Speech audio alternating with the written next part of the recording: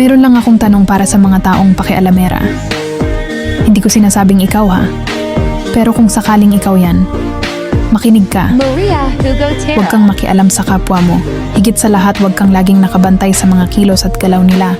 Ang bilis mong nakikita kahit yung maliliit na sablay ng ibang tao, pero yung sarili mong sablay di mo nakikita.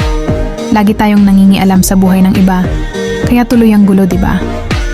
Tama na. Tigil na. Wala naman tayo dyan napapala. Hindi natin yan ikakayaman. Kaya nga tayo binigyan ng Diyos ng kanya-kanyang buhay para hindi natin pinapakialaman ang buhay ng iba. Mag-focus tayo sa mga sarili nating buhay upang makita natin at makilala ang tunay nating pagkatao. Kasi di natin alam, baka tayo pa mismo, ang mga sarili natin ang kailangan ng pagbabago, hindi ang mga taong pinapakialaman at hinuhusgahan mo.